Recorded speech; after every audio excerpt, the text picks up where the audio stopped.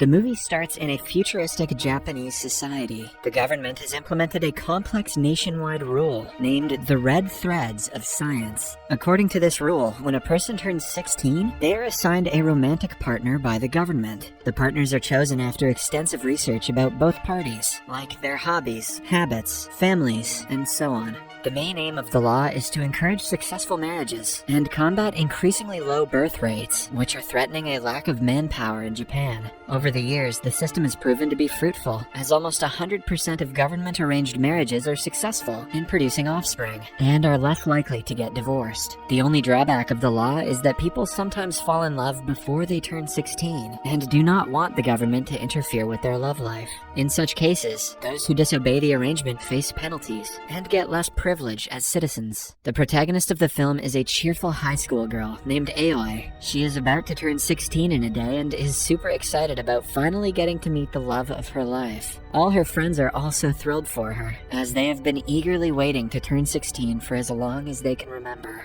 Today, at 12 at night, Aoi will get a federal notification containing all basic information about her chosen one. She cannot wait for the notification, and is on her feet the entire day. While returning home, Aoi meets her childhood best friend, Yuto. The girls in the school fawn over him since he is one of the best-looking students. However, Yuto doesn't take any interest in them because he is in love with Aoi. He has frequently tried to confess his feelings but has always backed off because he is too shy. He is happy being her best friend, but now that she is about to find someone to love, Yuto is worried that their friendship will fall apart. As they chat about different things, Yuto teasingly mentions that she was his first kiss. The scene goes into a flashback when the two were still in elementary school. At an annual program, Yuto got the role of the prince. However, Aoi was assigned a wildflower. She wanted to be the princess so badly that at the climax of the drama, she pulled Yuto and kissed him. They still laugh about the incident to this day. In the following scene, Aoi, her parents, and her uncle are having a birthday dinner at her house. Even Aoi's parents are excited about the notification, which is scheduled in only a few hours. Aoi's parents also met through the government program, but her uncle is still unmarried. It has always been a topic that no one likes to talk about, so Aoi doesn't dig into it.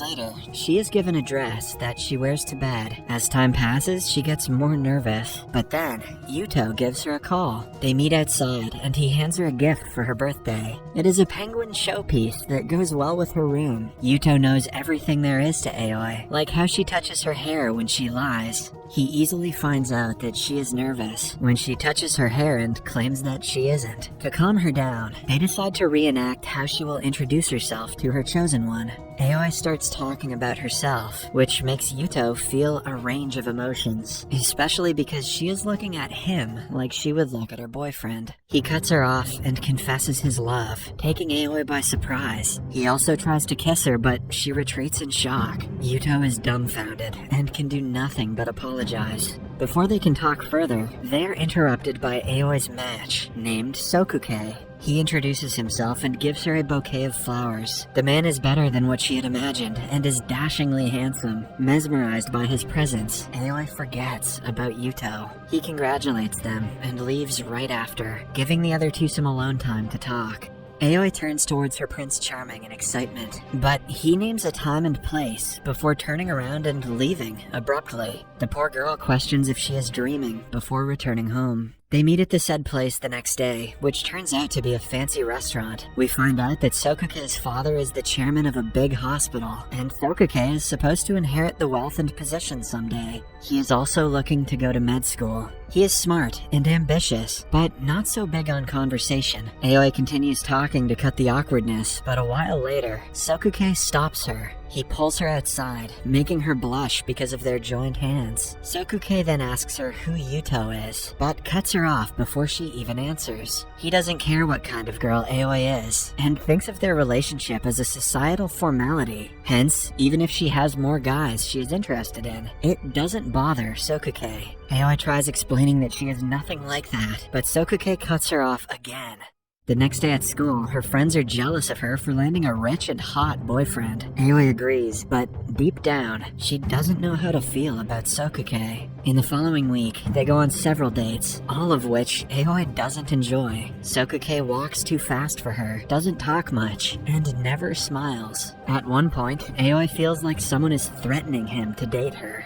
Having had enough, one day, she dresses up as a supposedly rich lady who matches his status. The dress up is over the top, but Sokuke doesn't comment about it. Aoi again tries making conversations, but he dismisses her with simple answers. She even inquires if he has told his friends about her, but Sokuke thinks the question is outrageous, because he would never do something like that. Aoi leaves the restaurant after another failed date, losing hope that she will ever get along with him. Then, she meets Yuto, who advises her to meet his parents and find out more about him, so the conversations can be more meaningful. Aoi agrees, and goes to his house the very next day. Sokuke's mother is kind, but his father is on the stricter side. He asks Aoi to behave herself, now that she is about to be a part of their family. Sokuke overhears him and burns in rage. He has never liked his father, because the old man thinks he owns his son. Seeing him do the same to Aoi, Sokuke can no longer control his anger. He stands for his girlfriend, asking his father to stay away from her. After that, they walk to the bus stop together, talking about many things. Sokuke apologizes for not being good enough for her.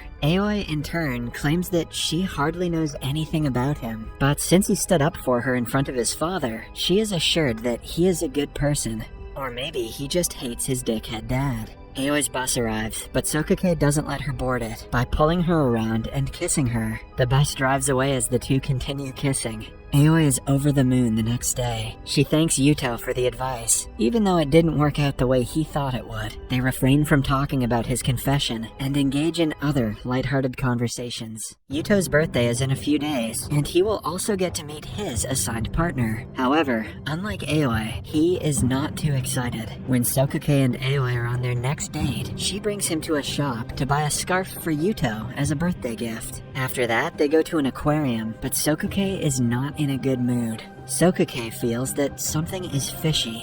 Aoi registers that he is jealous and hugs him because him being jealous means that he likes her. Sokuke smiles at her for the first time, and the two share a kiss. In the following scene, Aoi gives Yuto the scarf. He reveals that he talked to his chosen partner, but she lives in another part of the country, so they have decided to meet in the summer. Since Yuto has no plans for his birthday, Aoi thinks it is a great idea if she brings him along with her and Sokuke. Initially, the date is very awkward, but the guys start talking when Yuto discovers that Sokuke chose his scarf. By the end of an hour, they get along pretty well, but then the two are left alone, without Aoi. Yuto asks Sokuke if he knows what things Aoi likes and dislikes, her mannerisms, her ambitions in life, or anything that a partner should know. Sokuke is guilty of never paying much attention to his girlfriend, so he has nothing to say. Yuto, on the other hand, lists the things that Aoi likes, and explains how Sokuke can be a better partner for her. They eventually get into a fight, and Yuto leaves. For the next few days, he doesn't come to school. Then, one night, Aoi finds out Sokuke is moving to Tokyo, to a better university. He will spend the next 6 years there, so the two will have to be in a long-distance relationship.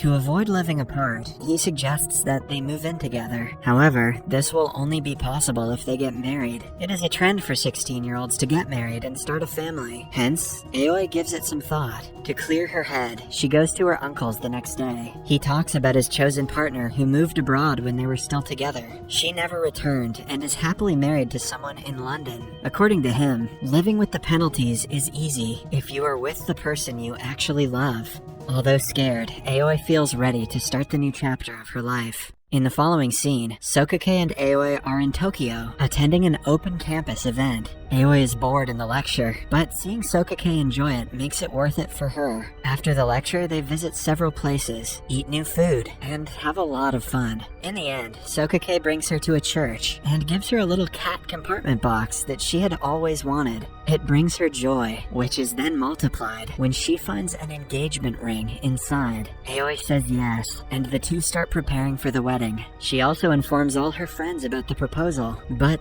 a part of her still feels empty because of Yuto's absence. Elsewhere, Yuto gets the wedding invitation through the mail, but doesn't react to it. It is the week leading up to the wedding, and Aoi has a lot of work to do, but the thought of her best friend never leaves her mind, as she misses Yuto terribly. Moreover, she and Sokake have their first fight, when he refuses to let her talk to his parents and maintain a good relationship with them. Aoi gets that he doesn't like his father, but she wants to form a connection with his parents on her own as well. Sokake refuses to listen and shuts her down whenever they have a conversation about his parents. The expensive dinner dates soon turn boring as they figure out that they do not have many things in common. One day, Aoi goes to Sokake's father's hospital and talks to him about the wedding. The meeting goes seemingly well, as he has finally started to respect boundaries. While leaving the premises, Aoi notices Sokake walking towards his father's office and follows him. She overhears him begging his father to write a recommendation letter for a friend in need.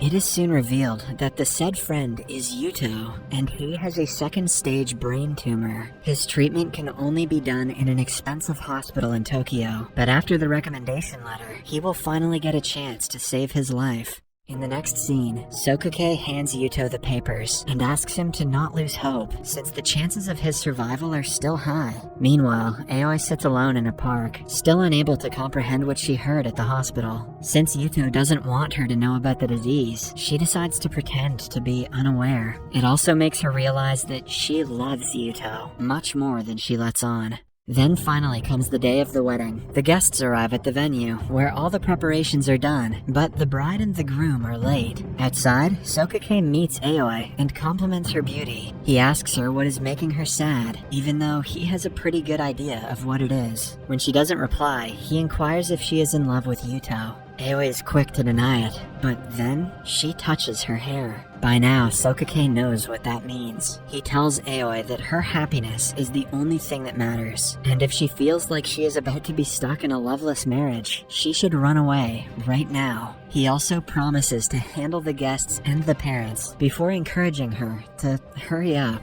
Filled with tears, Aoi thanks him and runs to the airport, where Yuto is about to fly to Tokyo for brain surgery. They meet at the terminal, and Aoi expresses her love, as Yuto did on the night of her 16th birthday. Initially, Yuto freaks out, asking her to return to the church, but in the end, his dream comes true, and they share a kiss.